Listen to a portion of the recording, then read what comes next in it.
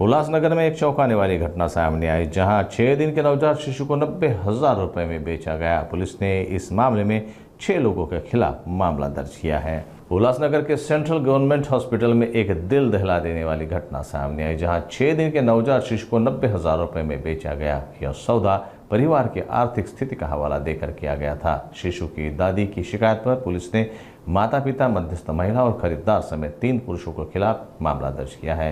मामले की जांच के लिए वरिष्ठ पुलिस निरीक्षक शंकर अवताड़े ने पुष्टि की है कि जांच अभी जारी है और आरोपी के खिलाफ कड़ी कार्रवाई की जाएगी।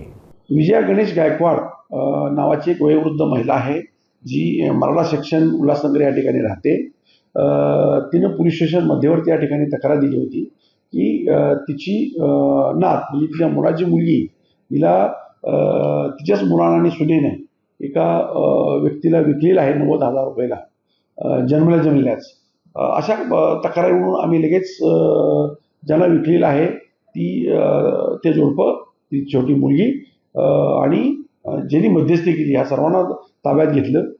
पोलीस स्टेशनला गुन्हा दाखल केला आणि जी लहान बाळ आहे 6 दिवसाचं त्याला आम्ही सेंट्रल हॉस्पिटलला त्याला वैद्यकीय उपचारासाठी दाखल करण्यात आलेलं आहे।